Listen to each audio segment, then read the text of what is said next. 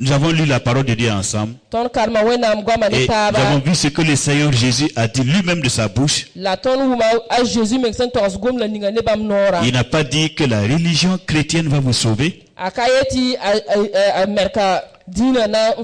Il a dit c'est la foi en lui, en sa personne Jésus-Christ. C'est le fait de le recevoir, l'accepter, lui Jésus-Christ comme ton sauveur, ton Seigneur. C'est en ce moment-là que tu as la vie éternelle. Au moment où tu prends la décision d'accepter Jésus comme ton sauveur. Ce n'est pas après, et ce n'est pas avant, mais c'est en ce moment-là. Quand je prends la décision de rencontrer Jésus, au moment où je prends la décision dans mon cœur, la rencontre a lieu avec le Christ. Au moment où je prends la décision en moi, le Seigneur est déjà dans mon cœur. La rencontre a eu lieu. Et mon esprit reçoit un contact avec l'esprit de Jésus. Et alors, la vie de Dieu qui est en moi, voyez, la vie de Dieu qui m'a touché, qui m'a touché, me permettra de vivre éternellement et de sortir vivant du tombeau au jour où j'entendrai la voix de Jésus-Christ. Alléluia. Disant, sors de ton tombeau. Sors de ton tombeau. Et c'est ce que les chrétiens attendent. Oui. Et depuis que Jésus est venu dans le monde, c'est la résurrection au nom de Jésus-Christ que les chrétiens attendent. Ils n'attendent pas une autre religion qui serait plus parfaite par un autre prophète. Ils attendent seulement que Jésus revienne pour leur résurrection.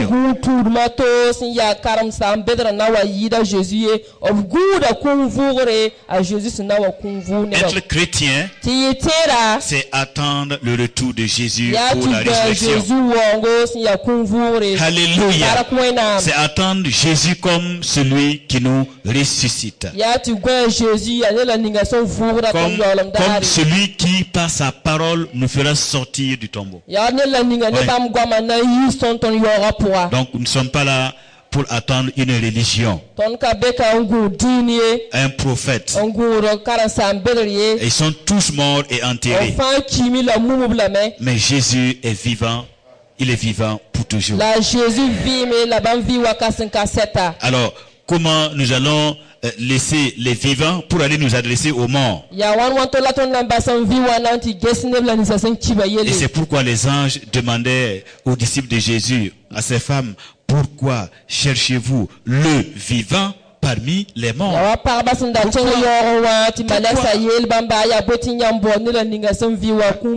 Alléluia. Jésus n'est pas parmi les morts. Mais Jésus est vivant aujourd'hui. Oui, et tous ceux qui l'ont accepté l'expérimentent, le rencontrent dans leur esprit. Il se manifeste à eux. Il est réel. Il écoute les prières. Il agit et il se manifeste. Si c'est guérir, il guérit les malades. Alléluia. Si c'est consoler, Jésus console.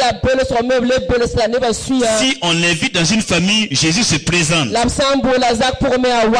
Si on lui confie un problème, une situation, il agit. Alléluia. Nous sommes dans la réalité de la présence spirituelle de Jésus-Christ. Alléluia. Nous ne cherchons pas Jésus au ciel. Jésus est au milieu de nous. Il est en nous. Il est dans nos cœurs. Il est présent. Et c'est parce que Jésus est présent qu'il y a un peuple chrétien. Qu'il y a des chrétiens sur terre. Et c'est Jésus qui fait que les gens croient en lui. c'est pas la religion chrétienne, c'est pas les chrétiens, c'est pas les pasteurs.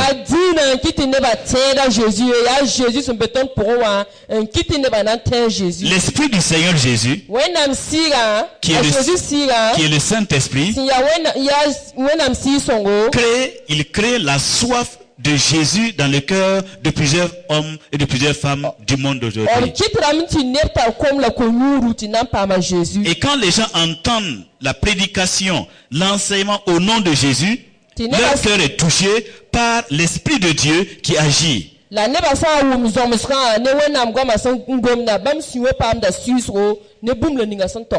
ils éprouvent le besoin de rencontrer Dieu personnellement.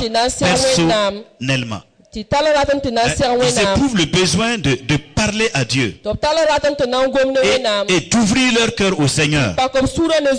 Ils éprouvent le besoin de connaître Dieu comme un père, d'avoir une relation personnelle, intime. Ils éprouvent le besoin d'être dans la présence de Dieu,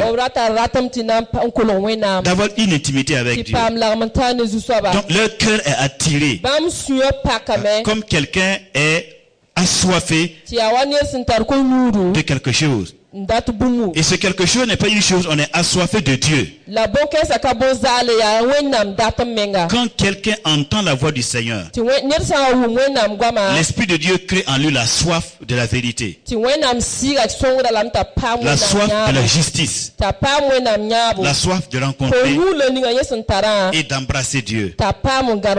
Et c'est ce qui fait que les gens se convertissent. Alléluia. Ce n'est pas les pasteurs, ce ne sont pas les hommes, ce n'est pas les chrétiens.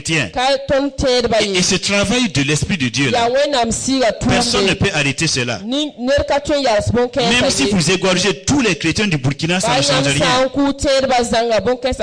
Si vous pouvez tous les tuer, mais ça ne peut pas empêcher l'évangile de Jésus de toucher le cœur des Burkinabés et des hommes de toutes nations. Parce que l'évangile n'a pas commencé ici. Ça a commencé ici, non? Vous savez d'où ça vient? Non seulement ça n'a pas commencé ici, deuxièmement, ça n'a pas commencé maintenant. On est là? Ça a commencé quand? Il y a plus de 2000 ans. Ça a commencé où? Là-bas, à Jérusalem. Alléluia. Et personne ne peut arrêter la puissance qui agit et qui fait que les hommes ont soif de Dieu et se convertissent en acceptant celui qui a les paroles de la vie éternelle. Jésus-Christ ressuscité d'entre les morts. Mais écoutez, Jésus-Christ est vivant. Comment vous pouvez m'empêcher de le rencontrer? Comment vous allez faire? Comment vous pouvez m'empêcher de le rencontrer? Puisqu'il est vie. Il est invisible. Vous ne pouvez pas l'attacher. Vous ne pouvez pas l'empêcher de venir vers moi. Même si vous m'éventrez, vous ne pouvez pas l'enlever.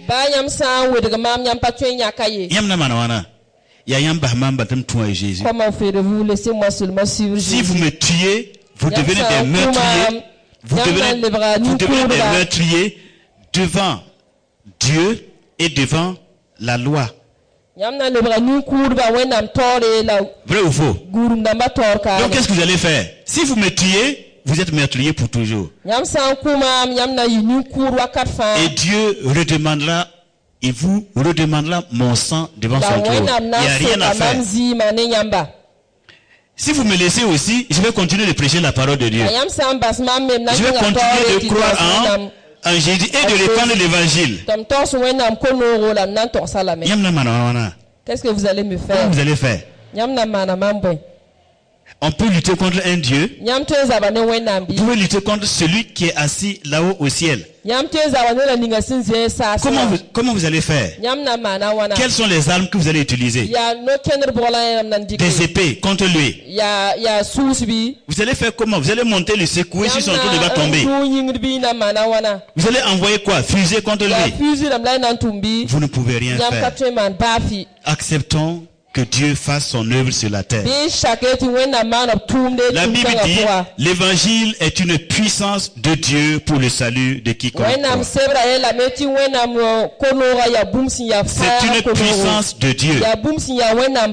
Et vous pouvez répandre les plus grosses calomnies et mensonges contre l'Église, contre l'Évangile. Ça n'empêchera pas la puissance de Dieu de sauver les hommes et de rendre l'Église encore plus forte.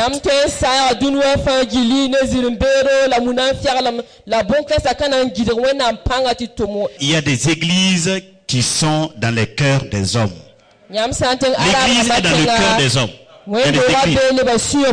Alléluia. Il n'y a pas d'église construite physiquement. Plein d'hommes et de femmes qui sont chrétiens, qui prient le nom de Jésus dans leur maison. Ils sont des vrais chrétiens. Leurs noms sont inscrits dans le livre de vie de l'agneau. Ils savent que Jésus est vivant. Ils savent que Jésus est sauveur. Ils savent que Jésus est Seigneur. Ils savent que Jésus est la parole de Dieu. Ils savent que Jésus est Dieu. Qu'il est vivant, il a vaincu la mort. Ils savent que Jésus est plus que prophète. Aucun prophète n'est vivant. Aucun prophète n'est sorti du tombeau. Jésus est vivant. Il est sorti du tombeau pour démontrer qu'il a les paroles de la vie éternelle. Donc comment vous allez faire? Quand vous lisez la parole de Dieu, la parole de Dieu prévoit que toutes les nations du monde, un temps viendra où toutes les nations du monde vont se tourner vers le Seigneur. Même si la chose ne se réalise pas pendant que moi je suis vivant, elle va se réaliser. Même si vous ne voyez pas cela, ça va se réaliser. Alléluia. Il y a plein de choses qui sont passées avant vous et qui vont se passer après vous. Mais Dieu vous dit dans sa parole que le temps viendra où toutes les nations vont se tourner vers le Dieu vivant. Toutes les nations vont accepter Jésus comme Seigneur et Sauveur. Et la nation qui n'acceptera pas le Christ sera anéantie. On est là. Et cela anéantit comment? Sarah Panani Bene. Il n'y aura plus de pluie. Alléluia. Alléluia. L'évangile est une puissance. Plus vous persécutez l'évangile, plus vous donnez de la force à l'évangile. C'est ça le mystère. Alléluia. Si vous me tuez aujourd'hui là, demain Dieu va lever 1000 pasteurs plus que le pasteur Joseph et l'évangile va avancer. C'est la même chose. L'évangile avance comme ça. L'évangile n'avance pas avec la volonté des hommes. L'avancement de l'évangile, ce n'est pas les hommes qui planifient, mais c'est Dieu. C'est l'œuvre de Dieu. C'est Dieu qui construit son royaume.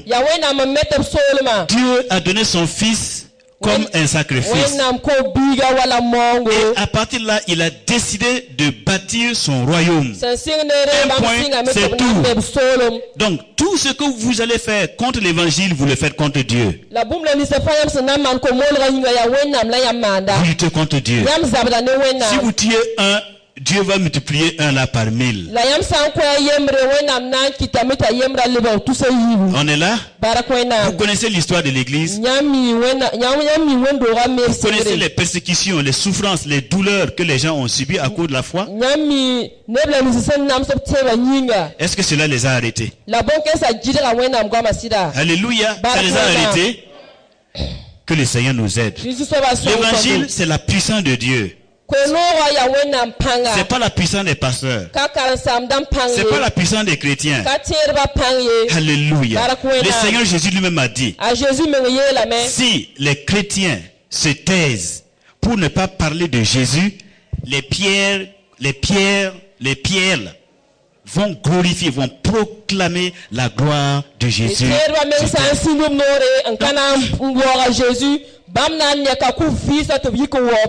Que tous ceux qui disent que Jésus n'est pas Seigneur, je dis, je répète, un jour, ils seront en face d'une situation, la présence de Jésus, ils seront en face de cela et on va voir comment ils vont s'en sortir en niant que Jésus soit le Seigneur.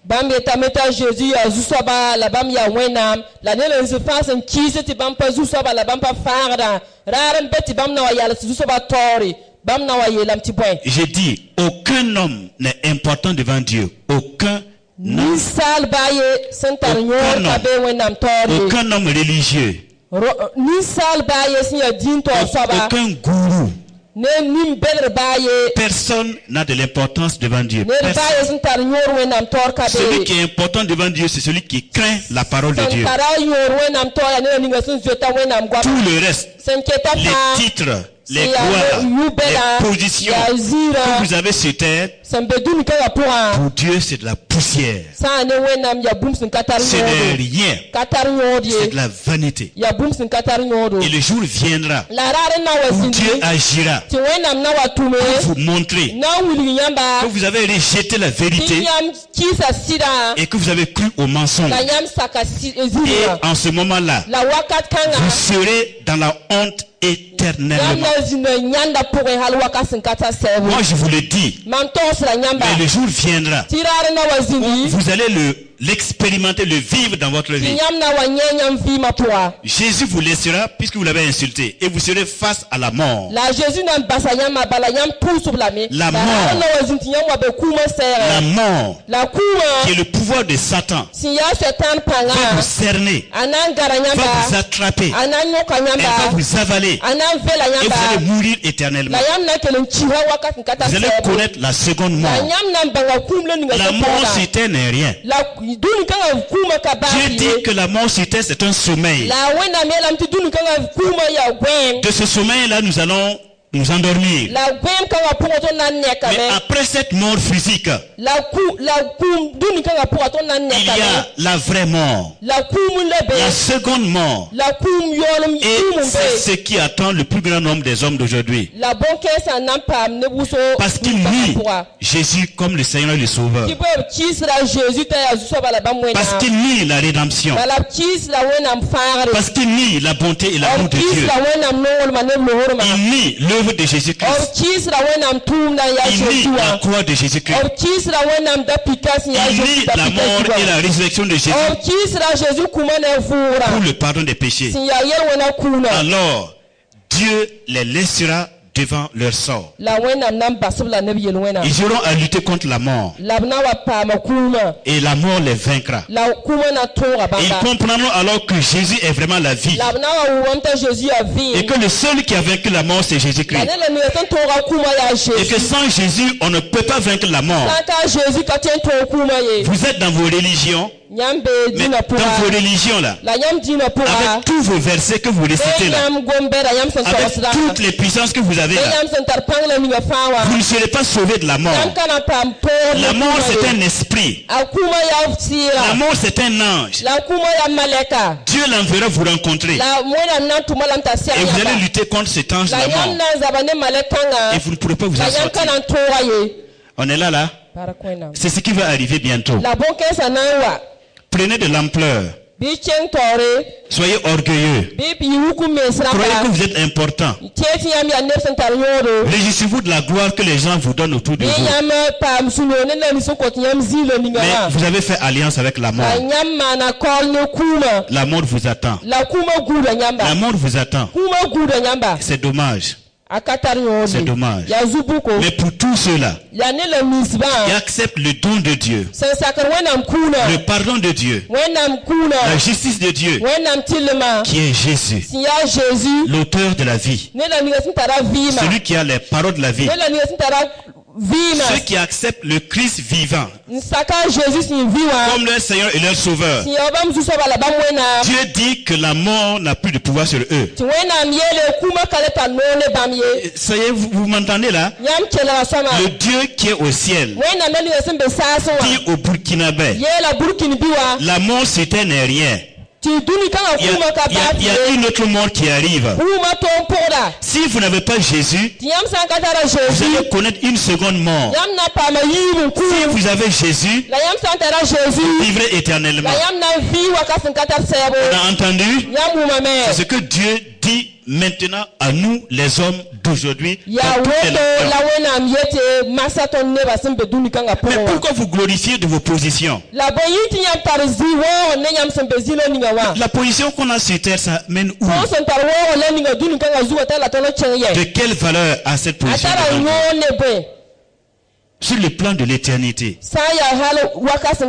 croyez-vous que votre position sur terre, vous allez l'amener au ciel?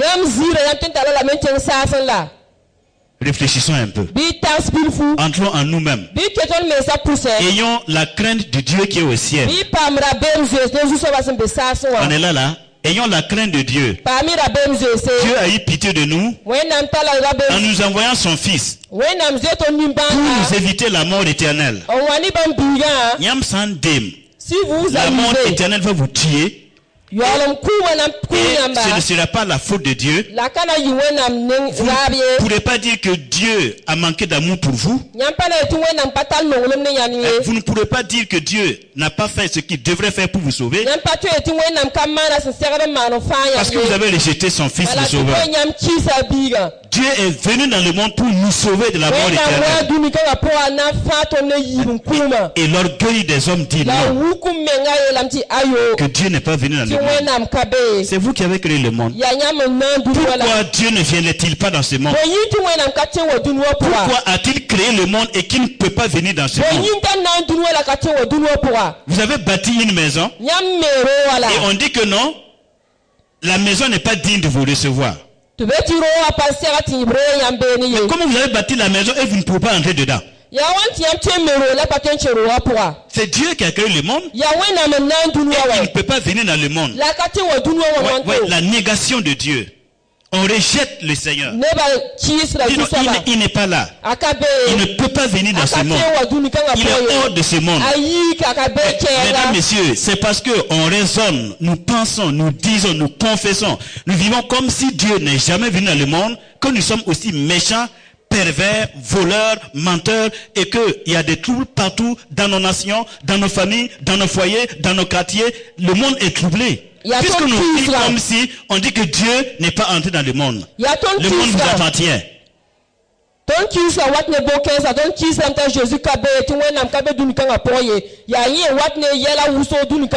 Le Dieu qui a créé le monde va vous prouver qu'il est le propriétaire du monde. Et il va agir. Il va agir. Il va agir contre vous. Contre vos orgueils. Contre vos positions. Contre vos pouvoirs et vos puissances. Toute votre résistance sera rien. Ça sera brûlé comme par le feu. Et le pouvoir du Fils de Dieu va s'établir. Et des hommes et des nations vont croire en lui et il bâtira son royaume. Et Jésus-Christ régnera éternellement. Il régnera ici au Burkina, il régnera partout dans le monde. Il va régner en Israël, il va régner en Arabie, il va régner partout dans le monde. Alléluia. Cela est prophétisé par le prophète Daniel. La pierre qui sort de la montagne et qui vient frapper la statue pour la réduire en poussière. Et la pierre devient une grosse montagne qui remplit toute la terre. Le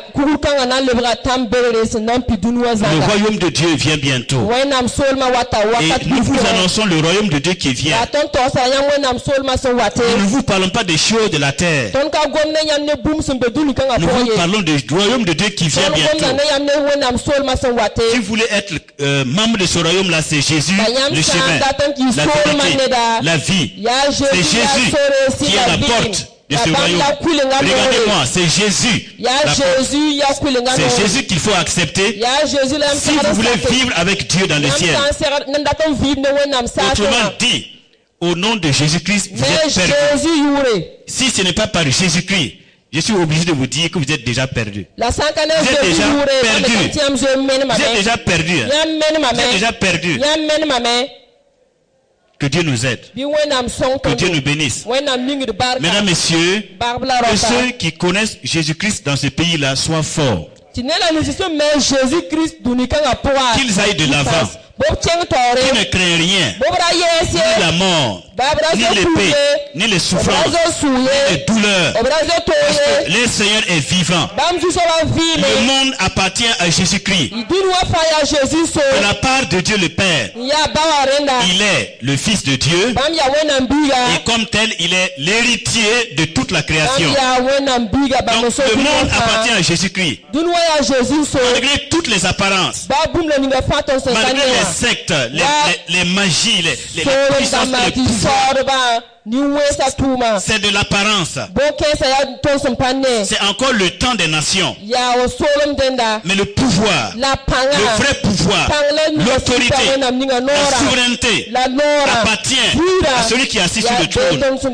Et il vient bientôt. Mesdames, Messieurs, Jésus, le Fils de Dieu, va faire la démonstration de sa puissance dans toutes les nations. Nous, on va dire ces choses-là avant de quitter ce monde. Il va venir et il va manifester sa puissance dans toutes les nations. Que vous soyez d'accord ou pas, que vous croyez en lui ou pas, le pouvoir de Jésus-Christ va s'imposer à toute la création.